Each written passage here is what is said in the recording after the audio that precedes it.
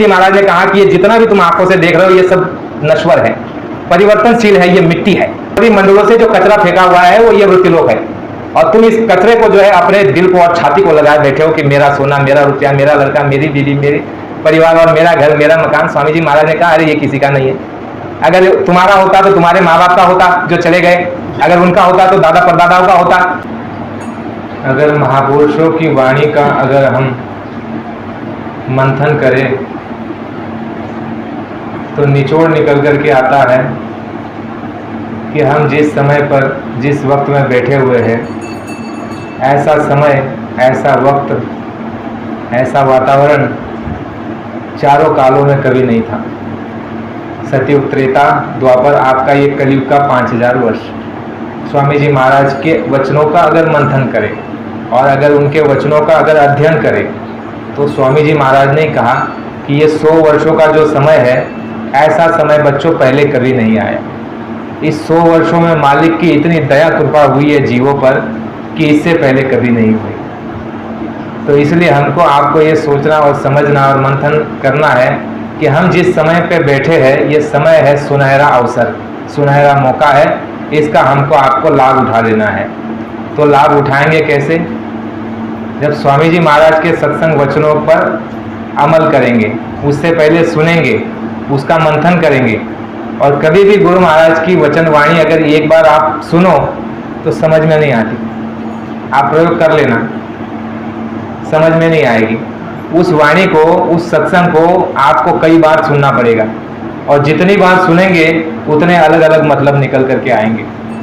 जितनी बार पढ़ोगे, महात्माओं के वचन वाणी और सत्संग, उपदेश, शिक्षा सदाबहार रहती है, सभी कालों में वो प्रासंगिक रहती है। प्रासंगिक का मतलब यह होता है कि कभी वो पुरानी नहीं होती। कभी साथ को गए 700-600 साल पहले आकर के गए, लेकिन आज भी देखो उनकी वाणी से जो है कितना लोग लाभ कमाते हैं। विद्यालय में आप लोग गए होंगे तो मालूम होगा आपको, विद्यालय में कभी शाप के दोहे के ऊपर 1-1 घंटा बोला जाता है, एक दोहे के ऊपर। हालांकि उसका अर्थ अलग लगाया जाता है अपने तर्क के हिसाब से। यानी ये समझिए कि संतों महात्माओं के वचन, वाणी, शिक्षा, उपदेश प्रारंभिक प्रासंगिक रहते हैं, वो कभी पुराने नहीं होते। जैसे स्वामी महाराज ने कहा था कि बच्चा मेरी पत्रिकाओं को जो है कभी पुराना समझ करके फेंक मत देना, इसको संभाल करके रखना, और आज जितने रुपए में बिक रही है उतने ही रुपए में ये आगे आने वाले समय में भी बिकेगी, उतना रुपया तुमको मिल जाएगा। जैसे अखबार आप खरीदते हो 5 रुपए का, लेकिन रद्दी में कितने में जाता है? 4 आने का, 8 आने का जाता होगा। तो स्वामी जी महाराज ने कहा कि पत्रिकाओं की ऐसी अहमियत आगे बढ़ेगी कि मेरी एक एक पत्रिकाओं को लोग ढूंढेंगे और उसके ऊपर खोज करेंगे। यहाँ तक ये कहा कि भारत की बात छोड़ दो, विश्व के लोग मेरे वचन वाणियों पर खोज करेंगे और सभी भाषाओं में मेरे वचन वाणियों का जो है प्रसारित और प्रसारण होगा, सभी भाषाओं में। तो बहुत कुछ काम होने वाला है, लेकिन हमको मूल चीज क्या समझनी है, जो गुरु महाराज ने सत्संग में समझाया, सुनाया और बताया हमको, आपको जो चीजें आज तक हम नहीं समझे। गुरु महाराज के पास आए कितना समय हो गया उसको भी आप लगा लीजिए। तो हम जो है गुरु महाराज ने जो सिखाया उसको कितना समझे। तो इसीलिए ये जो है सत्संग का आयोजन किया जाता है, जिसमें वचन वाणियों को दोहराया जाता है। इसलिए आपका सिर्फ 10 मिनट लूंगा, ज्यादा नहीं लूंगा, मूल बातों को रखने का प्रयास करेंगे। स्वामी जी महाराज ने कहा कि 2 तरह की शक्तियां इस मृत्युलोक में आती है। नित्य अवतार होता है और एक नैमित्य अवतार। नित्य अवतार होता है संतों का, नैमित्य अवतार होता है अवतारी शक्तियों का। नैमित्य अवतार का मतलब होता है कि उनका एक उद्देश्य होता है धरती पर आने का, और वो धरती पर आकर के उस उद्देश्य की पूर्ति करके यहाँ से चले जाते हैं। वो जीवात्माओं का कल्याण नहीं करते, वो जीवात्माओं को जो उपदेश नहीं देंगे, वो जीवात्माओं की रक्षा का कार्य नहीं करेंगे। शरीर रक्षा, समाज रक्षा, देश रक्षा, मानव रक्षा और इस पृथ्वी की, मृत्युलोक की रक्षा की बात करेंगे। उसके लिए काम भी करेंगे, जो अभी अभी हमारे गुरु भाई ने कहा, वो सब कुछ करेंगे व्यवस्था को सुचारू रूप से चलाने के लिए। लेकिन मूल चीज जो है जीवात्मा, उसको छोड़ देंगे। उस पर कोई विचार विमर्श और कोई उस पर मंथन या कोई उसके ऊपर जो है किसी भी धर्मशास्त्र और जितने भी अवतारी शक्तियां हुई उसमें से आप देख लेना, किसी ने भी जीवात्मा का जो है आपको भेद खोला नहीं, ना ये बताया कि आपकी जीवात्मा कहाँ से आई है, कहाँ जाएगी और जीवात्मा का खुराक क्या है, ये बताया। उनके समय में जो लोग रहे उन लोगों ने उनसे कितना लाभ कमाया? कुछ लाभ नहीं कमाया। जैसे पांडव की बात कही तो पांडवों ने भी उनको नहीं माना कि ये भगवान है। भगवान ने जिनके घर में जन्म लिया उन्होंने नहीं माना ये भगवान है। भगवान कृष्ण के मामा हुए कंस, वो उन्होंने नहीं माना कि ये भगवान है। तो स्वामी जी महाराज ये बात कहने के पीछे की आपको जो है इशारा ये देते हैं कि जैसे पुराने समय में हुआ वैसे ही आज हो रहा है। क्या हो रहा है? स्वामी जी महाराज के साथ इतने सालों से हम आप लोग जुड़ करके रहे, लेकिन कुछ भी समझ नहीं पाए। समझ पाए कुछ? भाई साहब ने बहुत अच्छी बात बताई।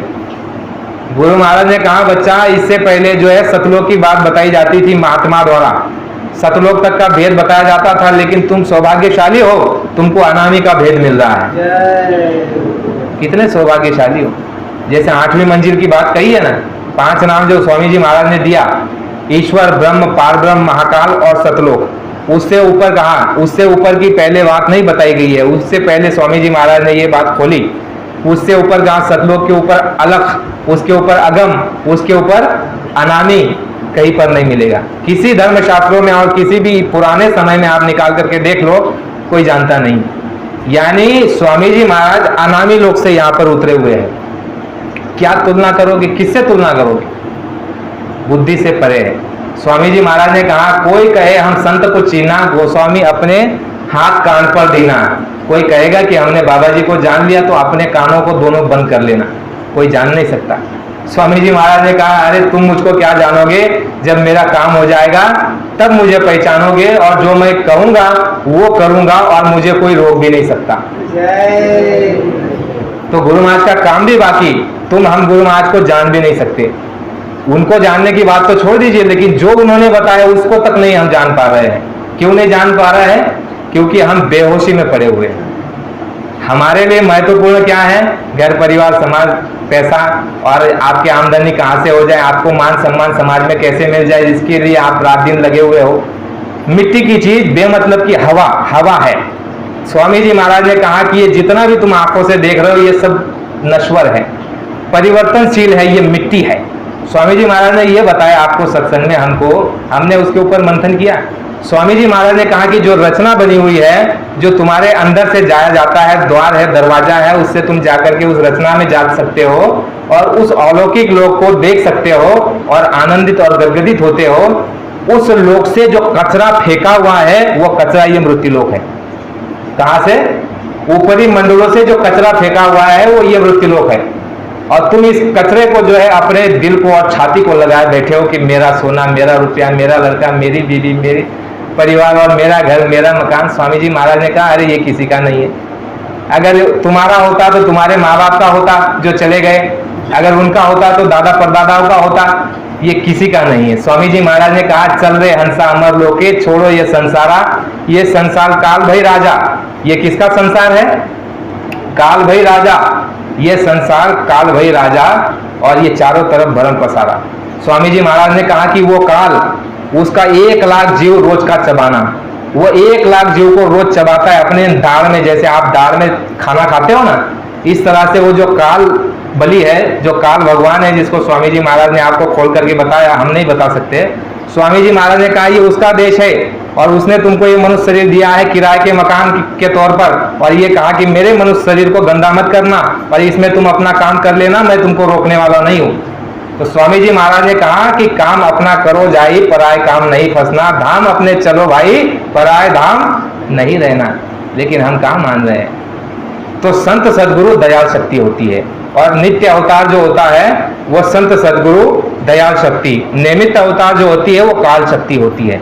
जितने भी अवतार हुए 10 अवतार ईश्वर लोक से जितने भी नीचे आए, जैसे गुरु महाराज ने कहा कि भगवान राम नीचे आए तो उनके शास्त्रों में लिखा गया है, वो कहते हैं लोग देखिए कितने भ्रम में हैं, और लोग ही नहीं आप और हम भी भ्रम में हुए। स्वामी जी महाराज ने कहा, वो स्वयं कहते हैं कि काल रूप में 3 करोड़ भ्राता, शुभ अशुभ कर्म फल दाता।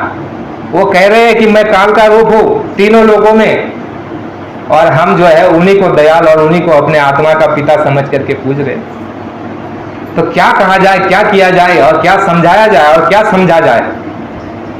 लेकिन यह है, स्वामी जी महाराज ने कहा, जैसे कबीर साहब ने कहा कि करत करत अभ्यास जड़मति होत सुजान, रसरी आवत जात है सिल पर पड़े निशान। जैसे आप पानी निकालते थे पहले कुएं से, अभी तो आपके ट्यूबवेल आ गए और आपके नल आ गए, पहले रस्सी से कुएं से पानी निकालते थे, तो कुएं से पानी निकाला और बाल्टी उस पत्थर पर रखा तो देखो पत्थर पर निशान पड़ जाता था, यानी इतनी सख्त चीज पर वो निशान पड़ जाता था। कैसे? रोज की क्रिया वहां पर होती थी। तो इसी तरह महात्माओं ने क्या कहा कि करत करत अभ्यास, तुम्हारी जो जड़ मति है, जड़, आज हमारी जो बुद्धि ये जड़ है, कुछ समझ में नहीं आता। धर्म क्या है, अधर्म क्या है, न्याय क्या है, नीति क्या है, सदाचार क्या है, प्रेम क्या है, कुछ समझ में नहीं आ रहा है। गुरु महाराज ने आखिर में जो है नाराज होकर के ये कह दिया कि बच्चों, पुराणों ने क्या कर लिया, जो तुमको नामदान दूं तो तुम कर लोगे। कहा कि मुझे एक ऐसा नहीं मिला, तो इसका मतलब हम फेल हो गए, पास नहीं हुए। तो समझने का प्रयास ये करना, संत सदगुरु दयाल शक्ति। स्वामी जी महाराज ने कहा कि दयाल शक्ति संत सदगुरु लाठी नहीं चलाते, सजा नहीं देते, उनका अंग जो है दयाल का अंग है, और कितना भी गुनाह अपराध करके जाओगे तो वो माफ कर देंगे। केवल वही माफ कर सकते हैं, उन्हीं के पास अधिकार है, काल शक्तियां माफ नहीं कर सकती। किसी को माफ नहीं किया, अपने माता पिता को माफ नहीं किया, मामा को माफ नहीं किया। स्वामी जी महाराज ने कहा वो किसी को माफ नहीं करते। और न्याय का एक समय होता है, न्याय के तख्त पर बैठने का अवतारी शक्तियों का। जब तक महात्मा समझाते हैं जीवों को, अवतारी शक्ति काम नहीं करती, वो मौन रहती है। लेकिन जब संत सदगुरु महात्मा जब मौन हो जाते हैं तो एक समय होता है, वो काल शक्तियां न्याय के तख्त पर बैठ करके वो सबको सजा दे देती है। तो स्वामी जी महाराज का समझाने का दौर चल रहा है, इसलिए काल शक्तियां चुप है।